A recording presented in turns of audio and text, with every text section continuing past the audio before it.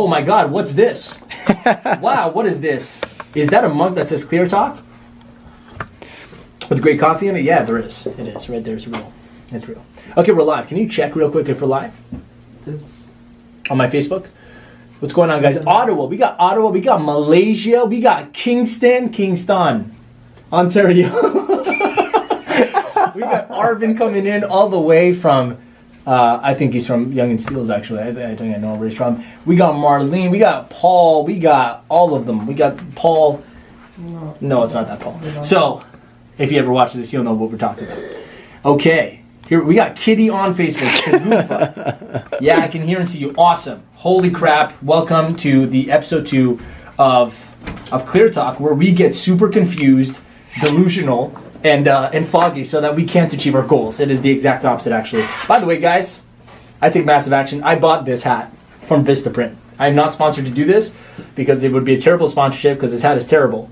It is absolutely... I would not wear this. I can't wear it. But it's a logo on a hat. That's great. And for any of you who missed it, Clear Talk mug. Thanks to Kelly Pontes. She made this actually like within a couple days. Reach out to Kelly Pontes and you will get anything done like this for your business. And before I even begin, this episode is brought to you by, you want to throw me this episode is brought to you by the Reborn Experience. If you guys are coming, I am excited to see you. It's at March 20, 21st, 22nd. The Reborn Experience is coming out. It's going to be our 5th ever Reborn Experience in 4 years. And it's going to be the best ever. If you've ever gone to the Reborn Experience, this will be different. And in fact, today I'm going to share a story of the depression I went through in December. And I'm going to answer some questions too. And I wanted to share with you guys how I kind of had this major spiritual breakthrough that helped me save my life. And I'm going to be teaching every step of it at the Reborn Experience. And we have a little saying at the Reborn Experience. It is that your new self will cost you your current self, which is pretty awesome. So if you ever want to change, you got to pay the price, right? And the price is yourself right now. You can't hold on to the car and try to hold on to the jet. You got to let go of one. You either want to stay on the ground or you want to fly. And at the Reborn Experience, we teach you to fly. Thank you. So, with that being said, thank you for tuning in from everywhere around the world. We got so many people on right now. So, wish I could do it again, Reborn. Yes, you went to Reborn in Malaysia. Oh my God, that was fun too. That was fun. We had a Reborn in Malaysia. Whew. Okay, this is like coffee talk, just updating you guys on everything. Life is good. There's things that are happening around the world. We're going to acknowledge them today, and things that to be, grateful about. To give some condolences. I wanted to just say it off the bat. I don't even want to wait. Rest in paradise to Kobe Bryant. When I saw the news, it was tragic because I had just literally discovered how brilliant he is as a businessman, let alone an athlete, this year alone, in January. And after I came out of my depression, I ran by an interview with Kobe Bryant and on Valuetainment, and I watched it religiously and I studied it. And his mindset was incredible. I actually used a lot of the things he taught in the interview with my coaching clients, and I learned so much from it. It's devastating. I can't believe 3 weeks after I get to know the person, we really start to learn from him. And I had this vision of like meeting him one day and like interviewing him myself. I can't believe that 3 weeks after that interview I watched, he had an incidental accident with in his helicopter with his daughter. So to the family out there, I know what it feels like to lose a loved one, and it's not easy. So my condolences, my heart goes out to you guys. Whether you watch this or not, I'm giving a spiritual blessing out there, and so I hope that everything is fine in the family. And kind of what I was told when my dad passed away was time heals everything. And so things happen, but time is always your best friend. Over time, you eventually forget, and eventually you move on and you learn from it. So big acknowledgement, shout out to Kobe Bryant. Mr. Bryant was an incredible businessman. I would urge you, go on YouTube and find his Valuetainment interview. He tells you how he thinks about how he runs his business. And he runs this company where he develops young visual artists. And he says, we only have one rule. At the end of the day, we ask every single one of the people that come through that worked, we say, did you feel like you did your best? And if the answer was yes, then it was a successful day. And if it was no, then tomorrow they had to do better. And that was his only rule. What an incredible way of thinking in leadership. So big shout out to him. He was incredible. Now he's immortalized. I hope that his teachings, his thoughts, his beliefs, all the way he thinks, I hope it literally reaches millions across the world, aside from his success in his basketball career. So thanks for everyone tuning in. We got a lot of people. We got so many. I just keep seeing floods of like new people coming in. So welcome to Clear Talk. This is the #1 show for entrepreneurs who need clarity in your business. If you have an idea you want to put into action, if you have an idea you've already put into action and you're kind of stuck, then at Clear Talk, we will get clear on a lot of different things: leadership, mindset, work-life balance, innovation, ideas, marketing, self management throughout the whole thing. So it's exciting. It's exciting. Other than questions, I had to share my story, right? Yeah. I want to give a big shout out to the team behind the scenes. You guys can't see them, but Jeanette's right here next to me. Jeanette is pretty much single-handedly responsible for helping me with all the different operational gears of the business. So I really appreciate you. Say hey. Hey. Hey, that's her beautiful voice. And she's sitting there right now. You're on Instagram? I'm on IG. Oh, cool. So let me know if anyone has questions or comments and throw them out. Yeah. Kind of like raise your hand. Okay. We got Imad in the corner over there. I think he's playing Fortnite. I'm kidding. What are you doing on your laptop? Your face. I'm kidding, man. I'm just pulling your leg. Imad is literally the mastermind with me behind all of the funnels, the ads, anything you see online right now. He is pretty much my mastermind on developing it strategically. Like he creates the copy and everything. So big shout out. So say hey. Hey. No, louder. Hey! Okay, so we can hear you. Awesome. So that's his beautiful voice. And obviously you guys kind of met Upton behind the scenes of the last episode. My stunt double. It's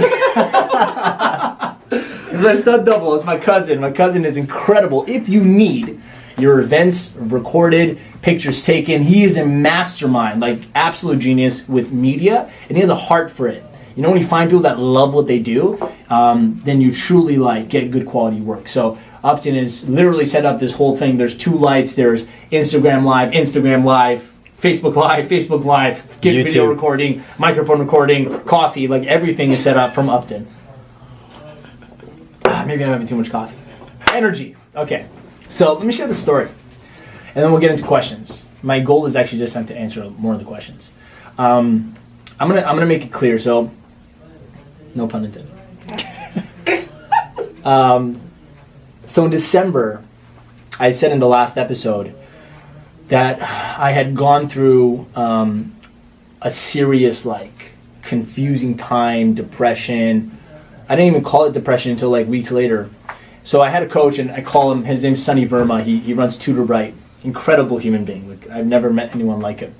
And I called him. I said, "Hey man, I feel really bad. I don't know what to do about it. Could you help me out?" And he's my coach in business, and he says, "Okay, so what's going on?" I try to explain to him how I feel. I said, "Well, how I feel is I just realized we have snowflakes on my Facebook Live. Did I put a theme on by accident?" Do you see snow? Do you see snowflakes on my Facebook Live? Okay. It's on my side. Do you see this? No. Weird. Okay. I have a lag. So Oh, you have a lag. Oh, it's That's probably why- the love and heart stuff, like frozen at the... Potentially. That's weird. Okay. If you guys, by the way, if you have any issues with the stream, let me know. And then we'll fix it. So, and this is recording to Upton? Yeah. So, I was explaining to him, I said, here's how I feel. This was going on for about a month and a half, since like November, mid-November to like end of December. I remember I was there, and I explained to him, I'm like, "Sonny, man, I feel like I'm falling in midair, and I have nothing to hold on to. You know, I'm uncertain about everything I'm doing. I'm doubting what I've worked on. I'm doubting what I should do next. I'm feeling confused. I don't know. Like, I know what I want intellectually, but I don't know. I don't feel anything about it. I don't know if you guys can relate to this. Like, I would no concepts in my mind of like all the things I want and what I've been working for years. But for some reason, I felt no motivation. I didn't want to wake up that much. I kind of wanted to sleep earlier or waste a lot of time. And usually in this kind of state, you drift, right? Like, I started to do things that were a waste of time, things I wouldn't even usually do. And I explained it to him, and he goes, "That's called depression." And so he's an expert in education, and he works with tens of thousands of kids around the world. They run tutors into homes. And so you can imagine how much mental states of mind he runs by and helps them with. And so as he's sitting there, he says, that's called depression. I said, are you sure? I don't have depression. And he goes, no, man, that's called depression. You feel uncertain about everything. You're hopeless. You think tomorrow's going to be worse than today, and today's terrible. And so this is called depression. I said, wow. I didn't even know I was depressed. But you know what? I was fighting it, and it felt terrible. I felt like there was a pit in my stomach every day. I felt very confused. Every time I went to my office, I'm like, I don't want to be here. And it was scary, actually. And it wasn't until I started to ask deeper questions. And so if you're ever in a state like this, okay, I'm sharing this with you. My heart goes to you. I know it's hard to go through depression or anything close to it. When I went through it in December, my good fortune was this. I had started to go back to exercising. And I said, at the very least, I'm going to do what I can control. I'm going to go and I'm going to start exercising because I know I'll feel better if at least I'm at the gym doing something. And so I started doing that. That was a good habit I started. But as I was going, I started to do something. I started to ask deeper questions. And I started asking myself, like, why am I feeling this way? Like, how did I get here? Why is this something? Just make sure this is the shot. I'm like, Facebook Live right there's perfect shot. So I was thinking, I'm like, why did I get to this place? Like, what did I do wrong? Clearly I haven't learned everything because here I am and I feel like I failed. I failed mentally and physically, and my business was declining because I was in this state. Imagine, how can you get work done when you're in this state? And so these deeper questions, they brought me to places that I would have never gone before unless I had failed. And I started listening to this book. Now, I would highly recommend it. It's called Outwitting the Devil by Napoleon Hill. It is not about a real devil, but pretty much the concept is that Napoleon Hill, this author who wrote Think and Grow Rich and The Law of Success and so many other great books, he goes on to interview the devil. And so in his book, you'll realize there's a lot of science behind it, and the devil is very much like a negative energy and fears and worries and doubts. And so I listened to this while I would walk on a treadmill. And I was walking on a treadmill, and I thought to myself, I don't want to be in this state. Like, I didn't know how to get out of it because it felt permanent. It was really scary. But I'm like, I have to get back. Like, I know there's a way out, and I got to find how. I know there's a way out, and I'm going to find it. And I'm listening to this audiobook, and it's starting to explain to me all the ways that fear and worries and all this takes over a person's life. And I'm listening, and it came to a place where the devil in the interview is saying to Napoleon, he's saying failure is the greatest experience of life if someone knows how to use it. And Napoleon goes on and says, like, how could you say that? And he says, well, because failure, and there's two things, there's a list of things that are good about what failure brings to your life. And I felt like I'd severely failed. That's why I was going through this, like, mental issue. The two things that stuck out to me was, one, that failure causes a person to think and gain access to knowledge that you would never have access to unless you had failed first. I thought, well, this whole mental depression thing I'm going through, this did cause me put me in an emergency state to go and ask questions from my mentors and my coaches and my friends, and I'm going out and I'm asking for help. I'm trying to figure out more about my situation. I'm accessing all of this new knowledge that I would never know what it's about, or I would never have if I had not gone through this. So I said, this is a good thing. I'm learning a lot. And the second thing it said, and I love this, I started to fall in love with nature since I read Think and Grow Rich, but Outwitting the Devil really got me to see how nature is so important. I started to listen, and he says nature has a way of correcting things that are out of balance and out of harmony. When they're in disharmony, nature has a way of doing this. For example, there's summer, then there's winter. There has to be a balance. And so it gave an example. It says, see, when the body gets illness, sickness, illness, is the attempt of nature trying to correct. It's nature's way of correcting the disharmony between you and your body. So when you put things in your body that are not good for it, it's going to get illness. And illness is nature's attempt to correct the disharmony between the food you have eaten in the body and you in the body, right? And then it said, and the devil said, and it was so powerful because I was walking, I remember I was sweating, I'm walking, and I'm listening to this in my ear, and I'm sitting there, and he says, failure is nature's attempt to correct the disharmony between a person and themselves. And I'm like, wow. And it almost like a lightning bolt hit my head. And I kind of woke up. I said, I was in disharmony with myself. And I look back and I'm like, was I? I had to be. Because I'm facing such a mental barrier that it's causing me to stop and correct and fix and balance back up the things that were out of balance in my life. And here I am thinking I'm striving and I'm achieving. There's so much happening in my business and my team. We're getting all this stuff done. And boom, life comes and hits me with this thing called failure, depression, confusion, and it humbles me. And so in the last video episode, I believe up to the last question you asked me was, what's the biggest thing you learned from 2019? I ended that year with the lesson that failure should grow you. And success should humble you. And what I mean by that is the more you succeed in your endeavor, you should have more humility. Or else you will open a back door towards egotism and all these other indulgences to come and take you again back to failure. And failure should be the greatest experience of your life because it grows you. And so this book gave me so much more than just those two things, but I'm giving you the nuggets it put in my life, and I thought, wow. Outwitting the Devil by Napoleon Hill. Must read for everyone. And now the Reborn experience that's coming up in March, I've honestly put my heart and soul into the curriculum, and I'm making it purely focused on helping people get out of the chains of slavery mentally. Because I went through it and I'm like, this is the scariest thing ever. I can't believe some people live like this for years.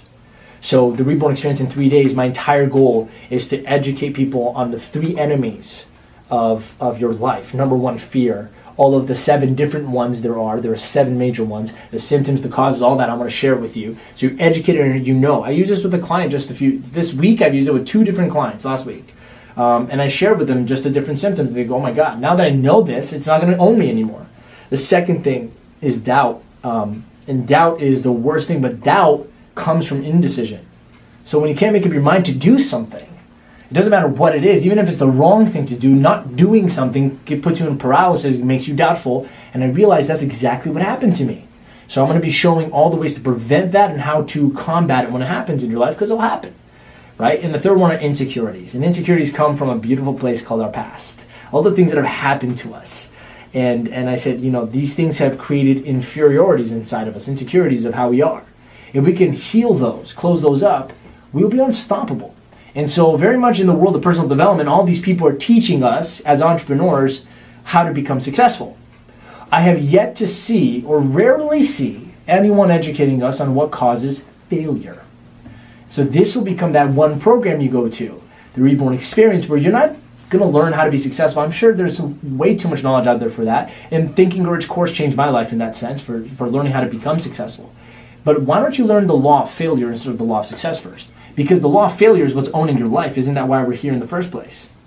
So that's what we actually go into in the Reborn Experience. It's pretty good. Is that Salt Bay? Jenna's giving me snapping. Oh, you're snapping. Yes. Clearly that was a line. So to conclude the story from December, the depression I went through, here's how I got out of it. You guys ready? So I start to learn. I'm like, this is the cause of my failure. I went back to when did I open the back door to all of this stuff coming in. And I just want to kind of you almost wear it. That's what it would look like if it was a great hat, but it's not. So here's how I got out of it. I was on the treadmill every day. 5 days a week I was working out. I used the gym as my playground, like the Hunger Games, like it was the battlefield. I would walk into the gym with one goal, to show myself one more time that I have full control and discipline over my mind. Isn't the gym or exercise the easiest way to prove to yourself that you can do something when you really don't want to? So that's what I used the exercise, the gym for. Now that's not the way I got out of it. That was how I built self-discipline again. How I got out of it was this. I tracked it back to the cause of all of the depression. I said, when did this start? And I tracked it back, and I'll tell you exactly when it happened. Some of you know that I have a 3-day speakers course called Elite Speakers Academy. The last one's in February. We're never doing it again. Because we decided to take the entire 3-day experience and take the content and make it an online course called Speaking Get Clients. So online, I've never had any experience before.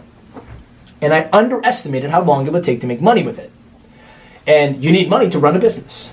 So I opened the door of the fear of one of the 7, the fear of poverty, by setting myself up to not make money for a long period of time. So from November to the end of December, we still had bills coming in, but we had no income coming in.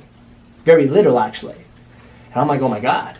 So I thought, no, it's okay, persistence. We're just going to launch this thing, it's going to make money. But here's the problem with that. Long enough, you will start to get discouraged. Doubt comes in. Here's what happened. As soon as I put myself in a state where fear of poverty was a thing, I got super indecisive. And let me tell you this right now. Here is where all failures begin. You ready for this? You can write this down for the love of God. Please don't just hear me say it. Take this to heart. Here's where all failure starts. You ready, entrepreneurs? Here's where all failure starts. Indecision. Indecision is the seed you plant in the soil of your mind that grows into doubt, fears, worry, everything. Indecision is the first cause of failure. It is the absolute trigger of it. How do I know? Here's why. The very first principle of success is definiteness of purpose. That just means to know what you want, definitely. What is the opposite? Be indecisive about it. Becoming indefinite completely opens your mind to be vulnerable to negative influences. So as soon as I became indefinite in my plan, not even my goal was clear, but I started to become indecisive. The state of indecision, like, what should we do next? Should we launch it here? Should we launch it there? Should we call it this? Should we call it that? It didn't even matter what I chose, guys. I could have chose anything and it would have worked out. But I stalled on it for a month. I put myself in paralysis. What does indecision create now? Indecision breeds doubt. Now you have doubt, comes out of it, mixes with indecision, and it creates a fear. So if you're talking about chemistry, put a little dash of indecision, add a sprinkle of doubt, you get this bubbling explosion of fear inside of your body. And every day you wake up, you have no idea what to do. Now we call this depression. Because you're so fear and paralyzed, you're sitting there like, what do I do next? I don't know what to do. And you start to justify with excuses like, oh, maybe I'm just lazy. Maybe this is not for me. Maybe I'm not motivated. I had someone tell me the other day, I'm not motivated to change my life. I'm like, are you sure? Because if someone's sitting here stabbing you in your stomach, it's a lot of motivation to get up and run, right? Like, so don't tell me you're not motivated, because clearly every day is a stab mentally to your stomach because you don't enjoy your life. So don't say it's not a motivation problem. Why don't we just admit one thing? Why don't we just confess that we're scared? At least if you accept the truth, honesty, which is what I had to do with myself. I'm like, you know what? I'm afraid. You're right. I was afraid if I keep doing this thing, it's not going to work out. It's going to fail. And even me, I know this stuff. I've learned this stuff, but I know this stuff is the worst thing to say. Because I put myself in this blind spot. I said, I know this. This is not going to affect me. No. I must condition it every day. It's like saying, I know how to shower. I don't need to shower again. Well, no problem. I'll see you in 3 days. You'll smell like... So my brain got a little rotten, right? I let my mind open itself up to negative influences. And as soon as I realized this, and realization is about 80% of the work to break through. Just realizing it is like, oh, it's like you wake up, you're like, oh, it's like this. It's like if there's a pain in my butt, and I'm sitting down, and for years, I'm trying to figure this out. All I need to know is that, oh shit, there's a nail in my butt. It's the moment I find out, 20% of the rest of the work is pulling it out. So 80% just knowing that there's a nail in your butt, that's why it hurts.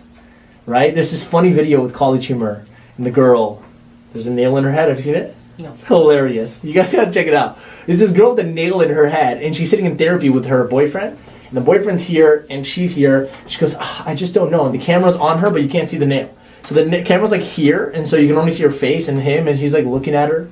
And he goes, I just don't know. Sometimes I just feel like there's a little bit of pain. Just somewhere here, like in my head.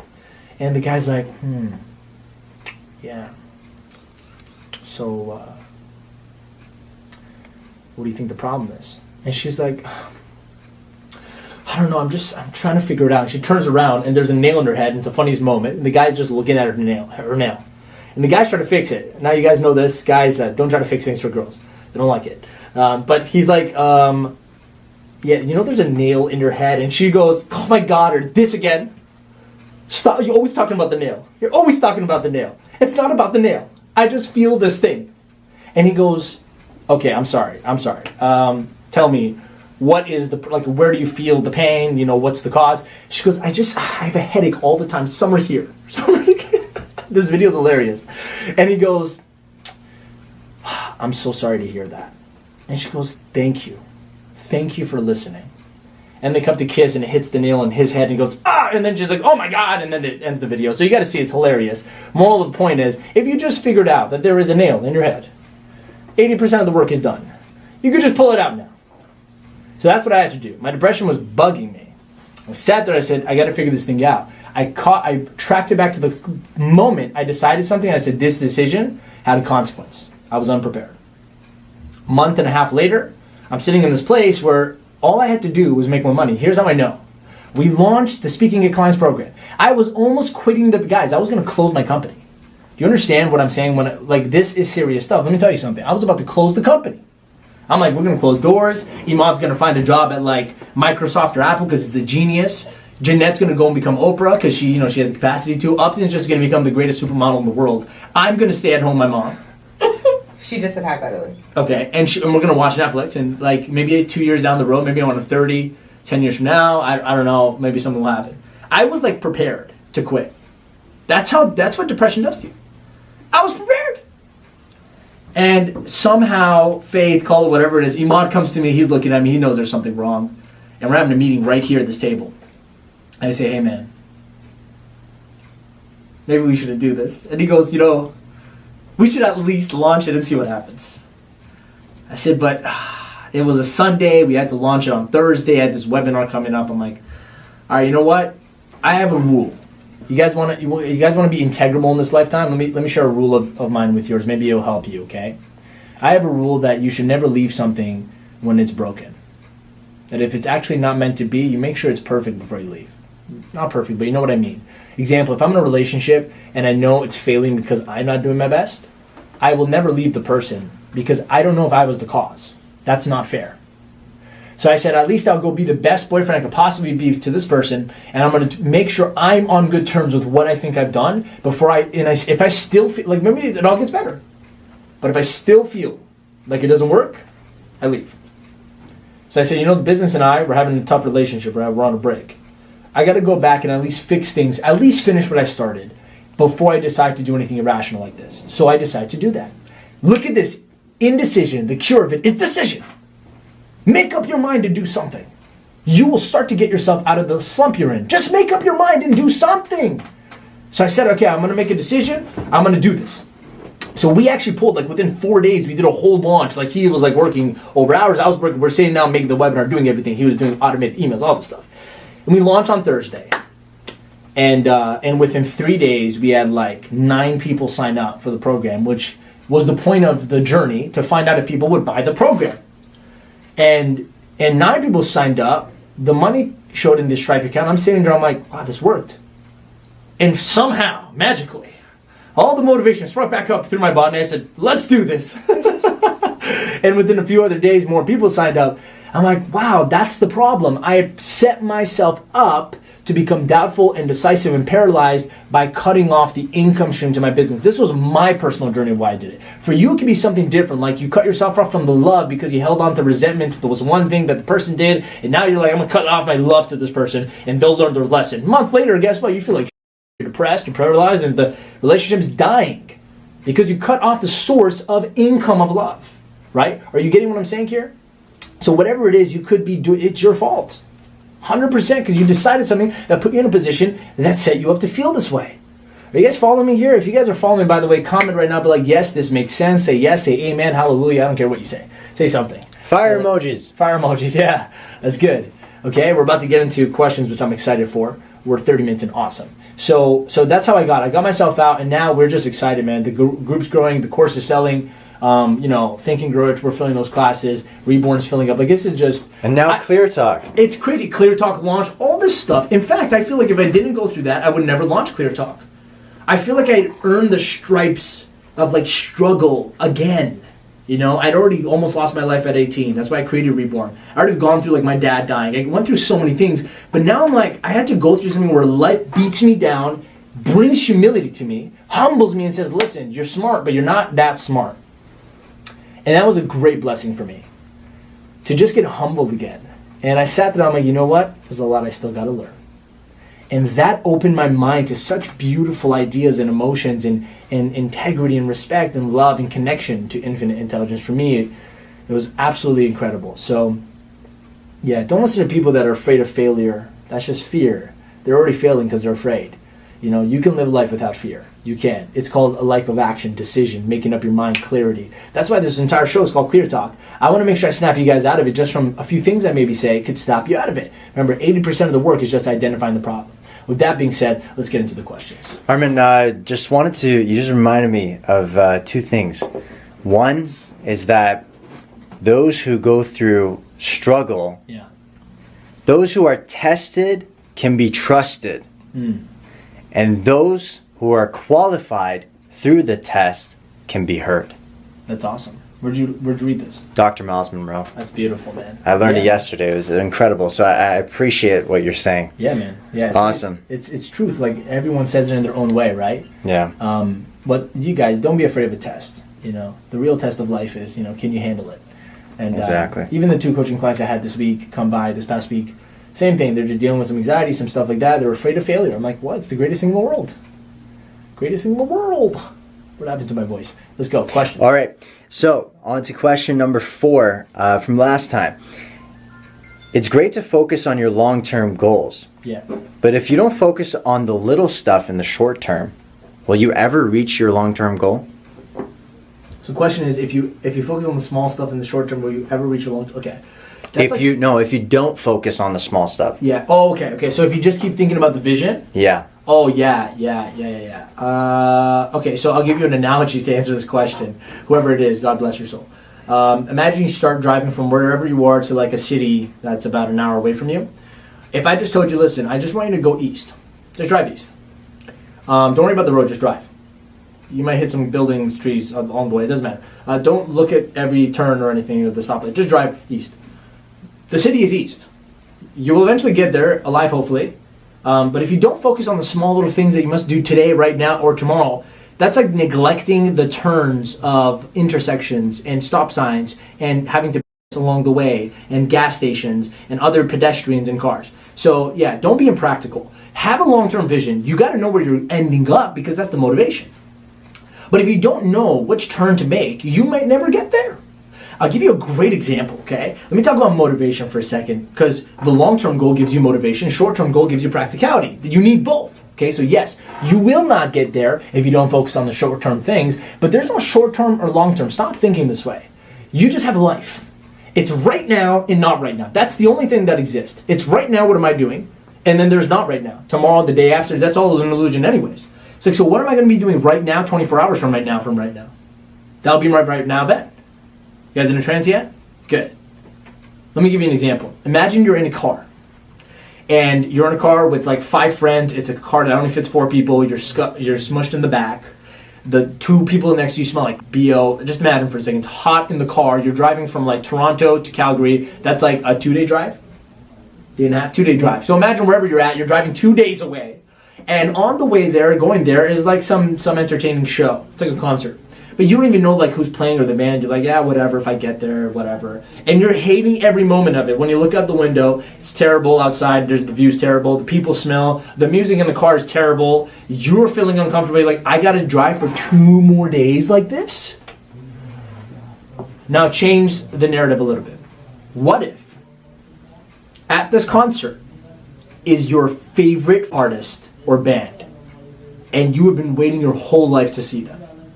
Something suddenly happens. That smell smells great.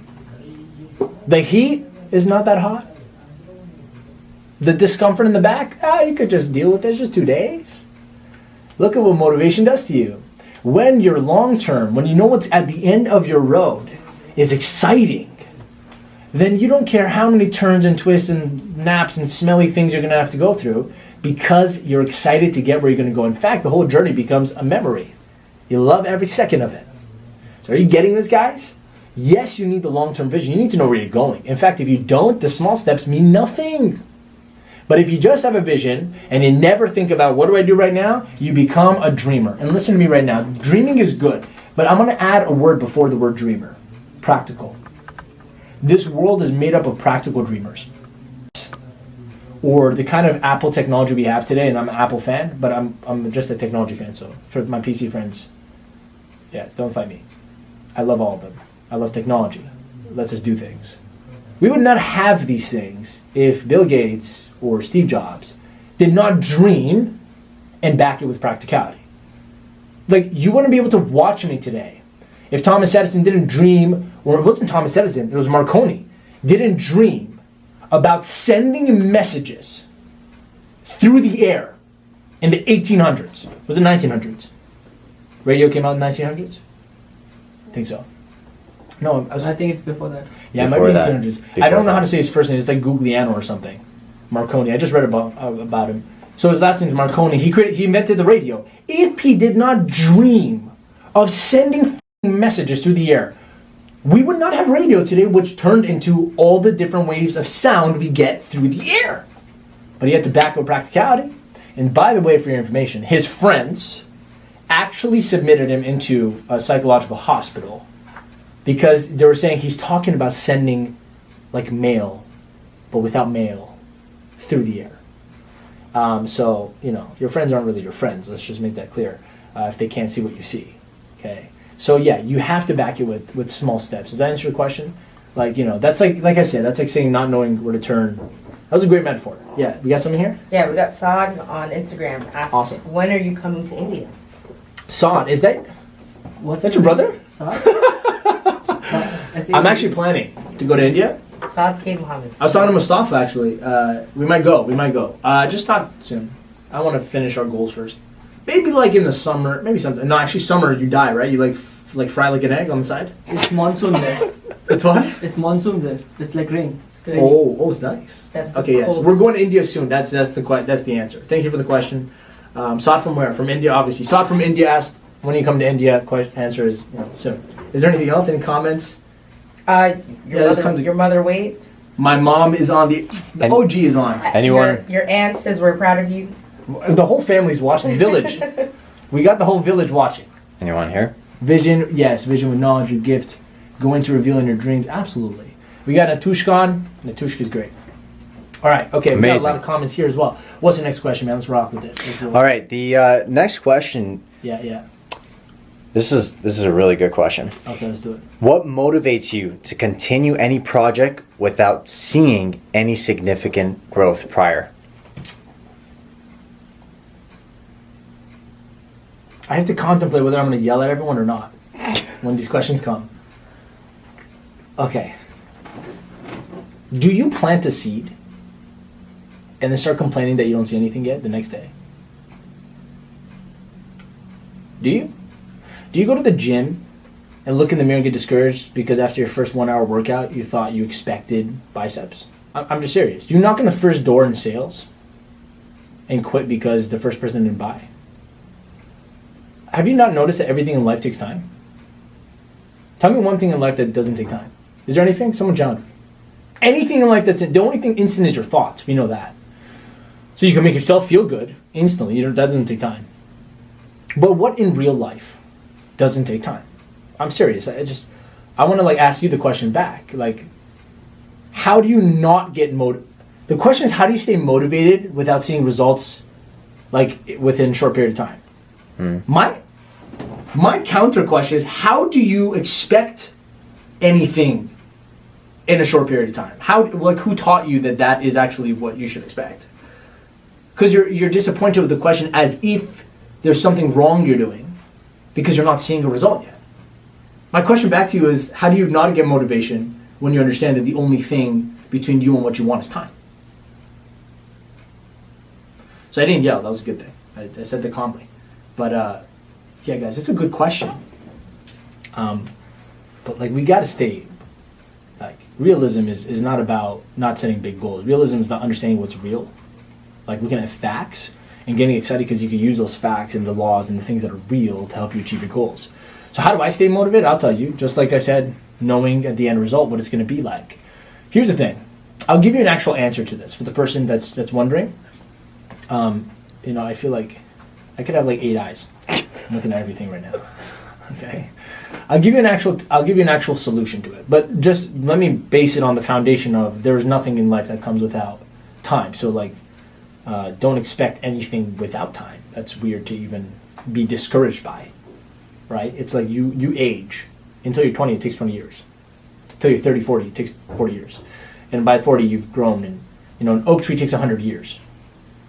It's like the other oak trees don't look at the oak tree and go, man, how do you keep growing at 20 years in when you haven't seen any results like 5 years in? That oak tree will look back at the other oak tree and say, are you a tomato plant? Or are you an oak tree? Understand that things take time, especially the greater the things are, it takes more time. But I'll give you an answer. Your mind is like an instant, like imagination game, okay? Instant. I stay motivated for what I work towards because I already experience what it's like when I get there. I don't need the world to show me. I don't need the thing in real life. I don't need the people to tell me. I don't need the car, the home. I don't need the actual money in my account for me to feel motivated. Motivation is an inner thing. It never comes from the outside. It is what you do with the outside inside that gives you motivation. Some people say, how do you get self-motivated? What other motivation is there? Is there a different motivation? There is nothing else. You get motivated by yourself. No one can motivate you. I mean, I could put a gun to your head, but if you were trained in the military and know how to take the gun out of my hand, you won't be motivated to run. So it's all an inside game. What I do is I experience mentally, through my imagination, every day, what it's going to be like to become the person I want to become, to have the things I want to have, and to do the things I want to do. And because of that, I actually get to experience it every day. The motivation stays clear. Now I know everything I'm doing today, the short-term things, the working towards that, and it already feels like it's mine because I know unless I stop, there is no way I'm not getting it. So, for the person who asked that question, it's probably because you underutilize your own mind. And that's actually the real cause of a lot of people's issues. You just aren't using that incredible, magnificent, incredibly intelligent supercomputer called your brain and the most spiritual, powerful force in the universe called your mind, because your thoughts are at a higher vibrational rate than light and sound. If you just studied for 1 hour today, pick up a book, just study the power of thought, and you create that shit. Have you thought about that? Thought is one of the most incredible, instantaneous, beautiful things. It is energy transmitted from my brain to another brain all across the country. I could do it across the world. Sad in India could feel my thought right now if me and him were connected. Our thoughts are interchangeable. We don't have to send waves through the air or anything. Where do you think Marconi got the idea? Telepathy, it's a real thing. If you just study and go, oh my God, and you're telling me, Armin, I can do this consciously? Yeah. It's like having a Ferrari in your garage and you don't ever drive it. What's the point of having it? It's one of the fastest cars in the world. Get behind it, use the thing. You're complaining, oh no, TTC is expensive. Get a Ferrari. Use it. Stop underutilizing your mind. Your mind is the most powerful thing in the world. We gotta stop acting like we're not human beings. Okay? A lion doesn't grow up and decide it wants to be a giraffe one day. It doesn't have that option. You see what I'm saying? A tree doesn't get raised and go, one day, I'm going to be an eagle. It doesn't do that. It doesn't have that choice. Because it can't think. Right? Animals are reactive. Stop acting like one. You're acting like things happening outside dictates how you're going to do something. Oh, but the person's mean to me, Armin. I was pissed. Yeah, but you have a choice to pause before you react. Oh, but life is hard. I have no money. You have a choice to go make money. I don't understand. Who handicapped our minds to make us not realize how powerful we have in our own mind, our ability to do something? So yeah, just even the clients I had, when they come see me one-on-one, I got a lot of people that come with internal issues, they're self-esteem issues, all that. And all I do for 10 minutes is I remind them how magnificent their mind and who they are as a human being is. And then they sit there and go, what the hell was I worried about? Sometimes we just forget how great we are. And it's not like I'm great, you're great. No, we're all great. The species of humanity is the most intelligent creatures on the planet. That's why we're running shit. You're a part of the same race that created all the crap you use today. You know that, right? It's the same mind created electricity, cars, vehicles, planes. Same mind. You have the same type of mind. You use it better because that's all they did. I tell when I mentor the youth I mentor, I look at them and I say, guys, there's Henry Ford, there's Jeff Bezos, there's these guys that have, and look at Oprah, she has the worst tragic upbringing, and she's the most successful, not just woman, black woman in America. in what she does. Jeanette's like, shout out. Let me ask you, and I look at my mentees, and I look at them, I say, what is the difference? You tell me, what's the difference between them and you? And they look for a second, and they're really smart, they're really bright. Lauren and Isaiah, shout out if you're watching this. They sit there and they go, nothing? I go, exactly. Nothing. Nothing is different between you and them. And if that's the fact, anything is possible. They're just showing you what is possible. So I hope that answers the question. We're at 46 minutes. I hope you guys are loving this. We got a lot of people, messaging. Yeah. Agent Bahar says she feels the energy. Feels the energy. Or I'm giving it to her. He or she. Sorry guys. I told you, names we're going to butcher, genders we're going to, it's going to happen. So, go ahead. She feels the energy. She feels the energy. He feels it. The person, the beautiful human being, feels the energy. Yeah. We got any questions? No, a few comments. Cindy Yeah. says The Power of Now. I believe that's the book she I read Eckhart Tolle as well 5 years ago. It's great. Matthew King says faith is the belief in that which isn't seen yet, and faith is hard to have when you don't have examples. Yeah. If Molly was raised in a single parent home, it may require more than normal faith to believe when she grows up. She can have two parents family. Sometimes it takes people like you to light a fire under someone's ass and turn that light on in the mind by showing them miracles are real because you are the proof. Yeah. By the way, Matthew, let me just comment to that. You're right. Environment absolutely dictates. See, when a child's being brought up, it doesn't really have choices because it's dependent on people. This is the problem, actually. And the worst part is it's dependent on people that don't know what the hell they're doing themselves. This is like a crime to me. I will do something in my lifetime about this. I will absolutely create things to help parents parent better. To help kids actually grow. I'm already starting that. We're starting a movement. You guys don't know anything about it. I can't say anything about it. I signed an NDA with myself. And with my two mentees, 18, 19-year-old kids, they are absolutely brilliant. And we're starting a movement. And we're actually doing an event. I can't tell you where it is and when it is. I can't even tell you what it's called. Some people might know the name. I'm bringing it back from the dead from 6 years ago. You might know the name, Jeanette. It's happening. It's a real thing. So I'm creating actually a movement with youth to change this whole issue with self-esteem, self-confidence, mental illness. We're gonna fix it up. But the parents, we got to do something, and we already do that with Think and Grow Rich. So Matthew, yeah, absolutely. If Molly was grown up, in a place where there's no evidence of why she can do something, absolutely, then all she'll believe is that this is all there is. But yeah, it does take people like me, like you, like anyone. It is our responsibility. Okay, someone asked Sadhguru in an interview. They said, Sadhguru, how do I tell the homeless people I'm helping that all of their intelligence is the reason why they're there where they are? And he goes, I wouldn't. This is the stupidest thing to say. And everyone laughs, and she goes, well, because I'm trying to teach them your teachings, but how do I translate how that you have full control of your life to a person who can't even think about what to eat next? And he goes, this is the absolute stupidest thing to ever do. I hope you're not doing this. And he goes, the point, I'm teaching people who have food, who have options, luxuries, who aren't in survival mode. I'm teaching you to use your mind. I'm not talking this to people who are in poverty. He's like, it is our responsibility for us to take possession of this thing called the mind, our intelligence, use it properly so that we can go and help those people. See, for those people, we do projects. We get them involved in things. We give them things because they need the help first. So no, I'm not saying to take Molly and expect that she's going to become Einstein just because you can. Yeah, a lot of things can happen. But for us, me and you, Matthew, people like watching right now, you guys are educated on this stuff. And if you're not, get educated, because then it is your responsibility as a human being of this race, in this world, to be able to gift people the support, because you are smarter, because you have done the work. Maybe they haven't. So no, I'm not trying to put fingers at people and say, oh, this is your... No, it's not your fault. Oftentimes, most humans actually were not their fault where they are today. Okay? So let's get clear on that. I love that. Let's make that a thing. Let's get clear on that. Thank you, Matthew, for your comment. That should be a hashtag. Let's get clear on that. Let's get clear on something. Oh, that's a good one. Hashtag it. I'm going to put it on the next hat.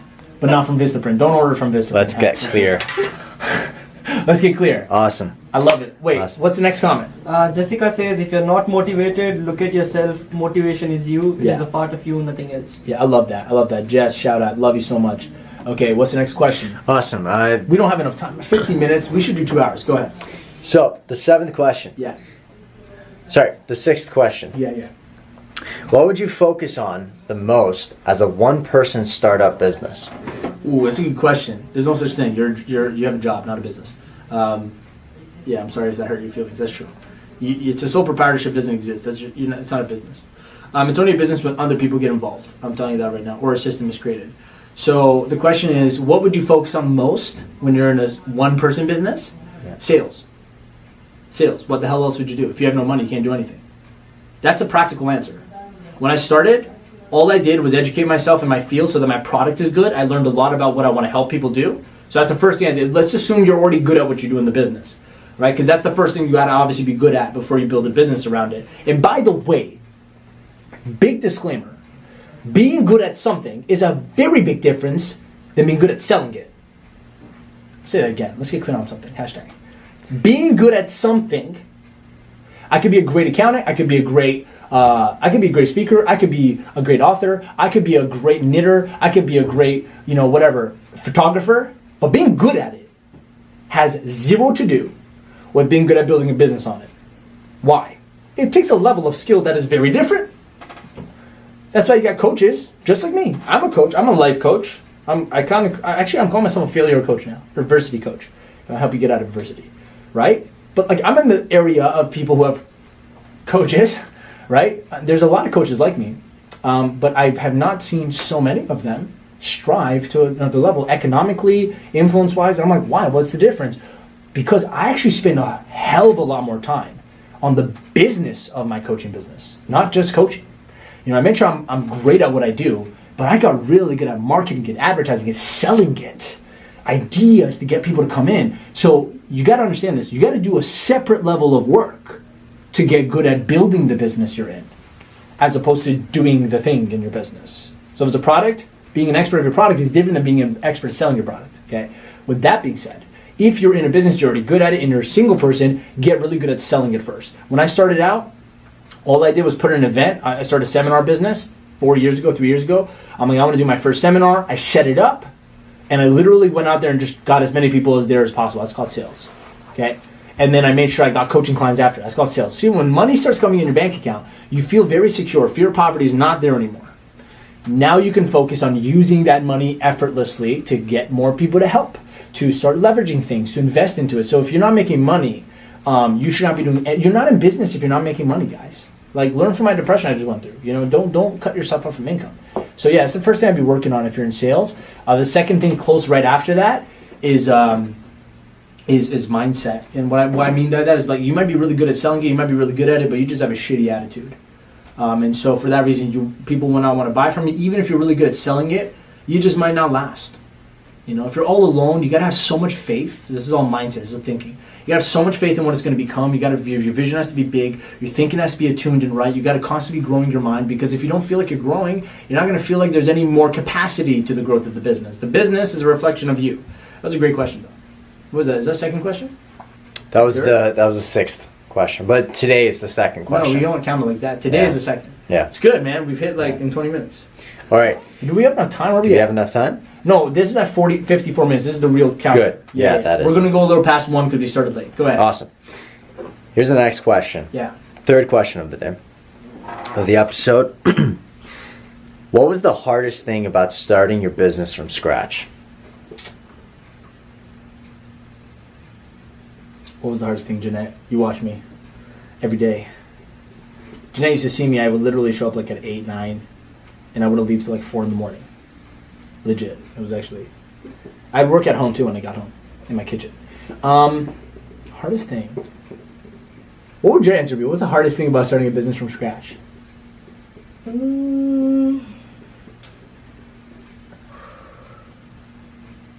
There's one could potentially be knowing exactly where to start. So knowing the first step to take. Yeah, what to do. You have this idea, but what's number one? Yeah. Is compliance more important? Is finding a team important? If only they had CLEARTALK.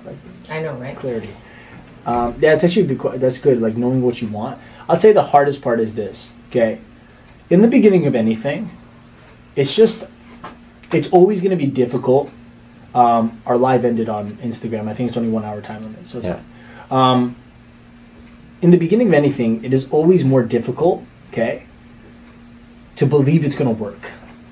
So my answer to this would be the hardest part about starting a business from scratch is having the vision of what it's going to become. And I'm not saying it's hard. I'm just saying it's the hardest.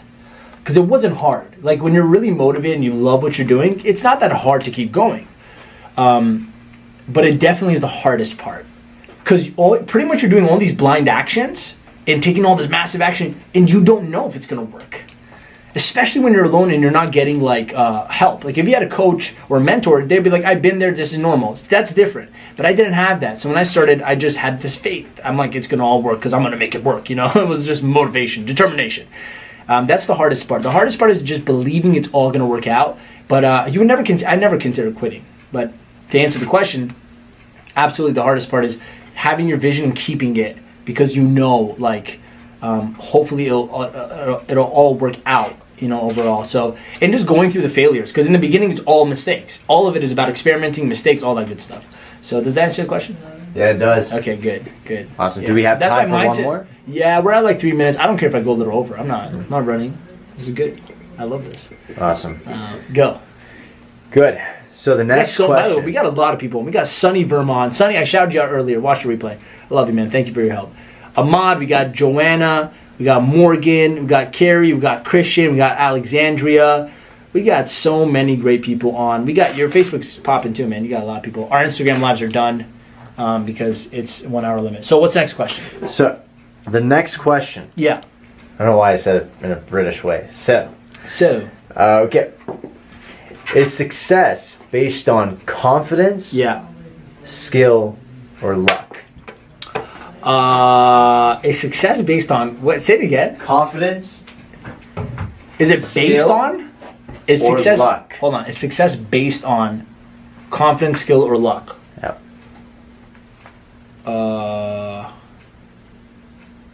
Okay. I'm just gonna answer this the way that I think is the truth.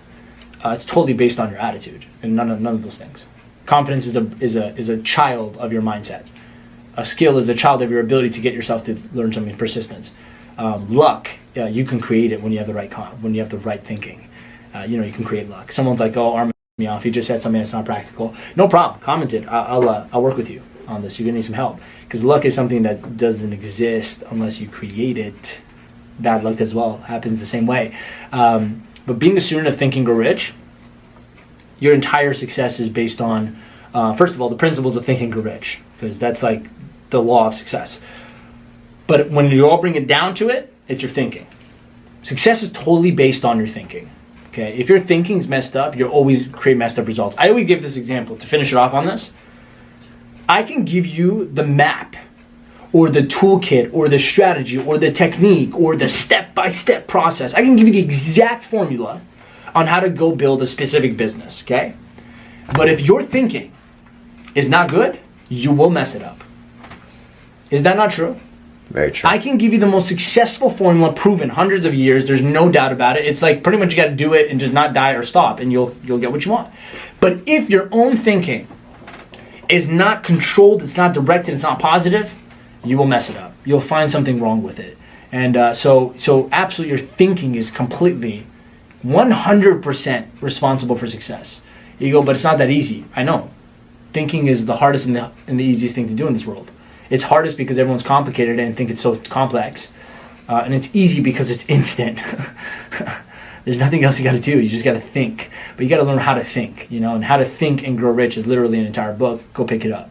You know, don't waste your time anymore in life, because you're not going to get anywhere unless you know these principles consciously, or if you're unconsciously doing them. And that's another way to succeed. So this concludes the second episode of Clear Talk, the #1 show for entrepreneurs who need clarity. If you guys love the show and you want me to answer your questions, why don't you just hashtag Clear Talk and post a question somewhere. I don't know. We're not even on Twitter. We got to get on Twitter.